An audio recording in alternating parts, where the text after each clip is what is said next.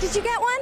Delaware's dynamic Republican Senate hopeful again finds herself in battle mode, now brushing back against reports that she misrepresented her education. A LinkedIn profile with her name on it said she'd studied at the University of Oxford, but she never did.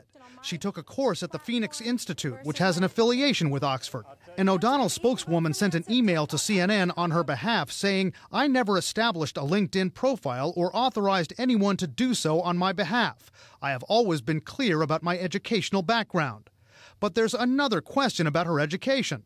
Her campaign website from her run for the Senate 4 years ago said she graduated from New Jersey's Fairleigh Dickinson University.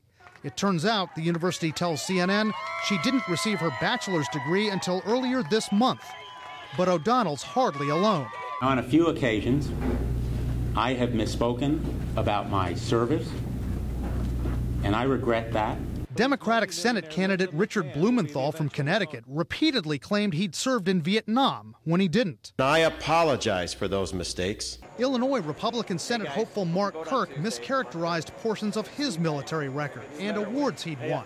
He later said he simply didn't remember some events correctly and miscommunicated others. Jennifer Duffy of the Cook Political Report says this about O'Donnell's problems. The Tea Party came out of nowhere. There's no organization, there's no hierarchy, so they are backing candidates that they never vetted. But what about any lasting damage? I asked CNN senior political editor Mark Preston. Do these problems hurt them at the polls right now? You have to look at each race separately. Look at Illinois. The fact that Mark Kirk acknowledged these flubs several months ago seems to have shown that he has gotten over it. That is a very tight race out there, and it's not hurting him right now. Move up to Connecticut. The reason why Linda McMahon is gaining on Blumenthal is not because Blumenthal misstated his Vietnam record. It's because people are angry at Washington, and she is a very successful businesswoman. And then what can you say about Delaware? The fact is, a lot of Republicans don't think Christine O'Donnell is a very good candidate, whether or not she's misstated her history and her past.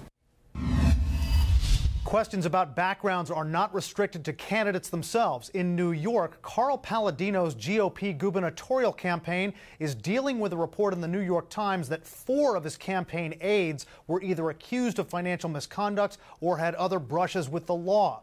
We tried to get a comment on that from the Palladino campaign. They said they were working on it but haven't gotten back to us yet.